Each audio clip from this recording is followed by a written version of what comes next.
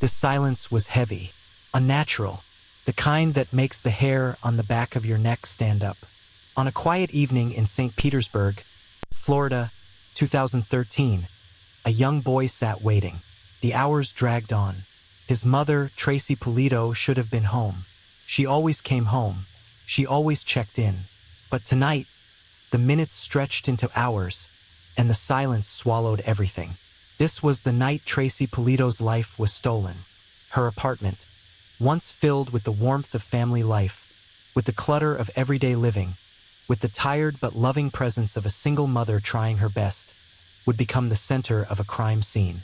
A place marked not by laughter or comfort, but by shattered glass, overturned furniture, and a pool of unanswered questions. The story of Tracy Pulido is not just a story of murder. It is a story of absence, an absence that still lingers in the lives of her loved ones, in the corridors of law enforcement files, and in the shadowy corners of a city that would rather forget but cannot. Tonight, we step back into that silence, and we begin where it all started. Tracy Pulido wasn't the type of woman who usually made the news. She wasn't famous. She didn't crave attention. She was ordinary in the ways that matter most, ordinary, but extraordinary in her quiet resilience. She was in her late 30s, raising her child alone in a modest apartment in St. Petersburg. Friends would later describe her as kind but private. She carried herself with quiet determination, the kind you often see in single parents who juggle more than their fair share. Her days were full. Work, errands, bills, the steady rhythm of survival. She wasn't living a glamorous life, but she was living. Her son was her center of gravity, the reason she kept pushing forward even when life seemed unforgiving. Neighbors remember her walking groceries in from the car, hair tied back, sometimes with the faint smile of a mother trying to hold it all together. She wasn't overly social, but she wasn't cold either.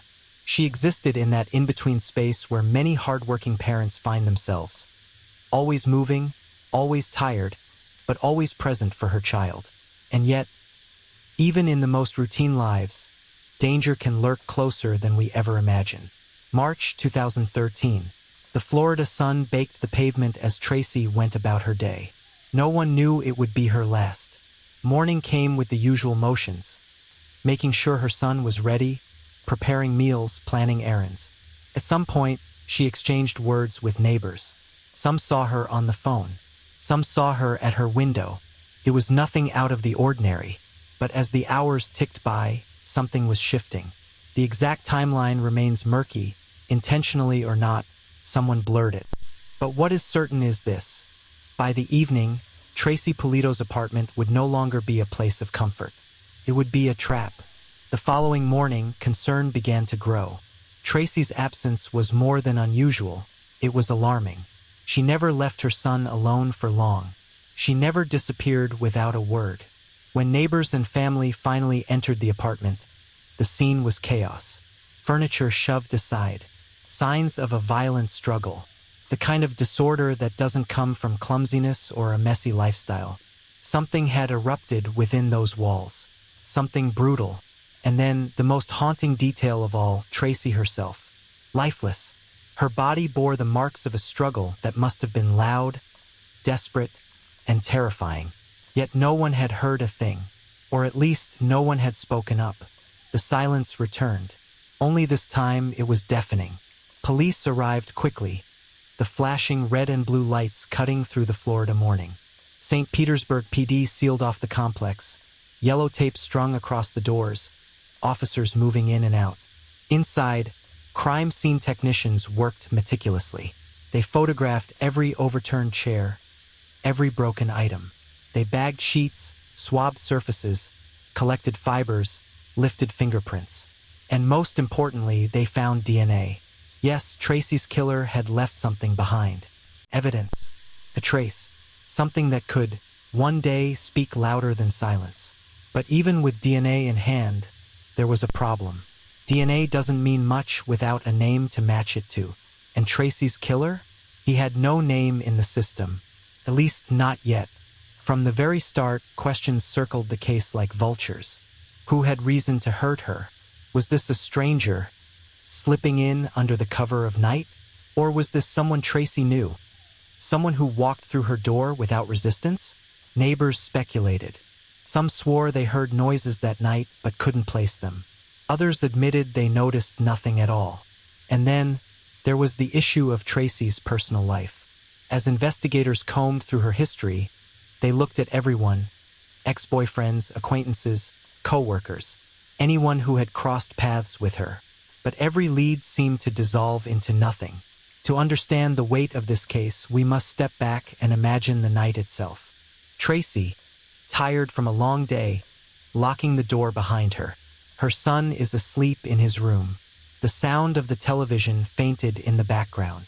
The faint hum of air conditioning. Then something changes. A knock at the door. A voice she recognizes. Or maybe the subtle creak of someone entering uninvited. The struggle erupts suddenly. Furniture scraping against the floor. The sharp crash of an item breaking. Tracy fights back with every ounce of strength she has. She screams. But is it loud enough to carry beyond the walls? Or does the killer silence her too quickly? The fight doesn't last long. It almost never does. But in those moments, Tracy's entire world collapses. And by the time the apartment grows silent again, the killer is gone. Gone, but not entirely, because he left DNA, a silent witness to his crime. News of Tracy's death spread quickly. Family members were devastated. Her son's world shattered overnight. A child without a mother taken too soon. The neighborhood whispered. Fear spread. Was there a killer lurking nearby? Was this random or was it targeted? Police tried to reassure the community, but the truth was undeniable. There was no suspect, no arrest, no closure. The DNA evidence gave hope, but hope without answers is a heavy burden. And as weeks turned into months, and months into years, the silence around Tracy's case grew louder. Every unsolved case breeds theories. Tracy's was no different. Some believed it was an ex, someone with anger, jealousy, or resentment festering beneath the surface. Others suspected a stranger, a predator who chose Tracy at random, slipped inside, and vanished before anyone could notice. Still others whispered about the possibility of more complex motives. Debts, arguments, secrets only Tracy and her killer knew. But speculation is not justice, and speculation doesn't catch killers. Behind closed doors, St. Petersburg detectives built a file. Inside it, photographs of Tracy's apartment, witness statements, forensic reports. And in the center of it all, the DNA profile. A code of numbers and letters. A genetic fingerprint of a man who walked free. That file still exists today. Somewhere in the records of St. Petersburg PD, Tracy Pulido's case waits. Waiting for the day when a new arrest, a new entry into the DNA database, will finally light up the match detectives need. But here's the chilling truth. As of today, no one has been arrested for the murder of Tracy Pulido. And so the silence continues. The apartment on that night in 2013 was more than a crime scene. It was a message, a brutal statement carved into the fabric of a community, into the life of a child, into the silence of a city that pretended not to notice. Police knew from the very beginning that this wasn't just a case of random violence. This was personal, intimate. The violence inside Tracy Pulido's apartment told its own story. A struggle that wasn't over in seconds, but dragged long enough to leave its scars in every room. The overturned table, the broken lamp, the streaks that spoke of desperation. Whoever did this knew Tracy, or at the very least, they knew how to get close enough to her to step inside her world without raising an alarm. And that single detail would haunt investigators for years. Detectives worked methodically. St. Petersburg PD didn't have the luxury of treating this case lightly. One of the lead investigators, a veteran of homicide cases, walked through the apartment slowly. His gloved hands brushed across the wall where a picture frame lay cracked on the ground. He bent low to study the carpet, noting fibers, stains, the subtle signs of struggle. He'd seen dozens of murders in his career, but this one carried a weight. The presence of a child in the home. The chaos of a fight in what should have been a safe space. The absence of any obvious suspect. They started the checklist immediately: secure the scene, process for DNA, interview neighbors, contact family. But as the hours bled into days, the list of answers remained disturbingly short. The breakthrough came early. Technicians confirmed what everyone hoped for. The killer had left DNA behind. Not just a smudge of skin cells, not just a vague trace, but enough.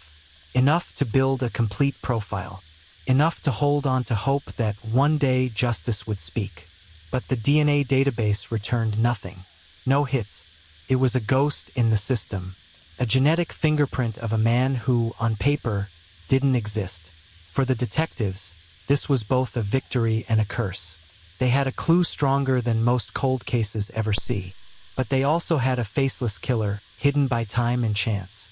Investigators always start close to home. Statistically, most murders aren't random. They're committed by someone the victim knows: partners, exes, family, acquaintances. Tracy's life was combed through with a fine-tooth comb. Who had she dated? Who had she argued with? Who had reason to feel anger, jealousy, or betrayal? Detectives brought in names. They conducted interviews. They asked the hard questions. But each time, the DNA said no. None of them matched. It was as though Tracy's killer had stepped out of the shadows just long enough to take her life, then disappeared back into nothing. Meanwhile, outside the walls of the police station, the neighborhood buzzed. Residents whispered in hushed tones. Parents grew nervous. Single mothers in the complex began double-checking their locks at night. Some neighbors claimed they'd heard something that night. A thump, a scream, the sound of furniture moving, but brushed it off as another domestic dispute. After all, apartments carry noise. Arguments are common. Who could have known it was something more? Others insisted they'd seen a figure leaving late at night, a shadow slipping into the darkness. But when pressed, no one could give a clear description. The shadow had no face. Fear settled over the complex like a fog. Everyone wanted answers, but answers never came. Picture it. The night grows late. The city hum fades to a low murmur. In Tracy's apartment, the soft glow of a lamp lights the living room. Her son is asleep in his room. Tracy, perhaps tired, perhaps distracted, tends to her evening. Then a knock. It's late, too late for casual visits. But something in the voice on the other side convinces her to open the door. Maybe she knew this person. Maybe she trusted them. The door swings open. At first, words are exchanged. Maybe it starts as an argument. Maybe as a demand. And then violence. Furniture crashes. Tracy fights back. Her voice rises. Her fists swing. She tries everything. But she's overpowered. The killer presses forward, relentless. And then silence. The child sleeps through it all. Or perhaps wakes, frozen in terror, unsure what's happening. The killer doesn't linger. He knows what he's done. He leaves quickly, slipping into the night. The door shuts. The silence begins. And in that silence, Tracy's life ends. When news broke, Tracy's family was shattered. Friends who knew her couldn't process the brutality of it. A woman who lived a quiet life, who asked for nothing more than to raise her child and get by. Gone in an instant. Her son's world was torn apart. The apartment that once held his mother's laughter and care became a place marked by grief, trauma, and memory too heavy for a child to carry. The community reeled. Local media covered the story briefly, but without a suspect, the coverage faded. Tracy's case slipped into the margins, overshadowed by louder crimes, fresher tragedies. But for her family, the wound never closed. Detectives hit wall after wall. Tips trickled in, but none proved solid. The leads went cold. Witness statements contradicted each other. The DNA remained the only constant. But without a match, detectives could only wait. Time became the enemy. In the absence of answers, theories began to multiply. Some believed Tracy's death was the result of domestic violence, that an ex or a partner had lashed out. But investigators never found proof. Others speculated it was a burglary gone wrong. Someone had broken in, expecting valuables, and panicked when confronted. But nothing obvious was stolen, and the level of violence suggested more than panic. Another theory pointed to a stalker, someone who watched Tracy, learned her schedule, and chose the moment to strike. And then, there were whispers of a darker possibility. Was Tracy's murder connected to other crimes in the area? Could her death be part of a larger pattern? A predator operating in the shadows of Florida? Detectives couldn't rule it out. Months turned into years. The file grew thicker, but the answers didn't come. Detectives rotated. New officers inherited the case. Each brought fresh eyes, fresh energy, but the same frustration. The DNA sat waiting. The killer's identity remained hidden. For Tracy's family, hope battled despair. Every phone call from police brought a surge of anticipation. Maybe this was the one.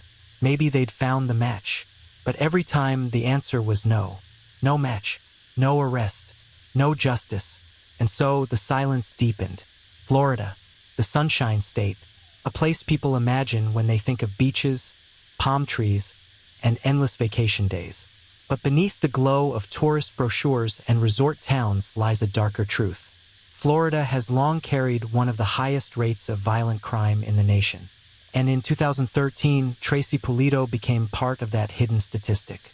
Her death wasn't just a personal tragedy. It was a reminder, one that St. Petersburg police could not ignore, that behind the sunny skies, lives are stolen, families are shattered, and killers walk free. To understand the frustration of Tracy's case, you have to understand Florida's criminal landscape. Thousands of cold cases remain unsolved across the state. Police departments wrestle with limited resources, backlogs of forensic evidence, and shifting priorities. DNA, as powerful as it is, cannot solve everything. Florida's database, like the National CODIS system, depends on having a suspect's DNA already in the system. Without that match, the evidence is like a puzzle piece with no puzzle. For Tracy Pulido's family, that reality was devastating. They had hope, but hope tethered to a machine that could sit silent for decades. Detectives working Tracy's case knew the odds. They had the DNA. They had the crime scene. But without a suspect, without a hit, they were stuck. Interviews piled up. Each potential lead meant hours of paperwork, phone calls, background checks. They looked into former coworkers, friends, even distant relatives. They checked local offenders. They revisited old case files looking for patterns. But at the end of every tunnel, there was only darkness. For detectives, there is no greater frustration than knowing the truth exists, hidden just beyond their reach. And that frustration often eats away at them. For Tracy's loved ones, the pain was more than frustration. It was an open wound. Birthdays passed without her. Holidays became hollow. Her son grew older, but always with the absence of a mother who should have been there to guide him. Family members clung to photographs, to memories of Tracy's laughter, to the simple gestures she once made. A warm meal, a hug after a hard day, a voice saying goodnight. But now all of that was memory, and memory wasn't enough. The question at the center of the case still burns. Who killed Tracy Pulido? If it was someone she knew, why? If it was a stranger, how did they slip inside without raising the alarm? The dramatized possibilities are chilling. It's late. Tracy has locked her doors, settled in for the night. Then a knock. She looks through the peephole. On the other side is someone she recognizes. Maybe a friend.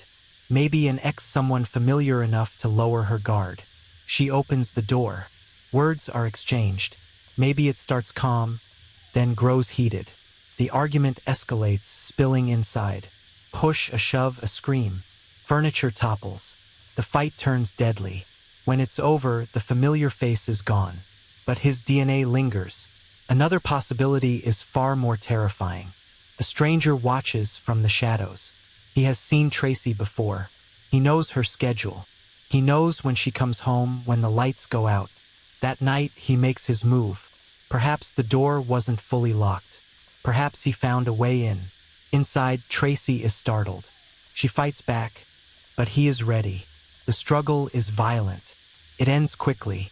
He leaves with nothing because he didn't come for things, he came for her. The stranger vanishes into the night, leaving only silence behind.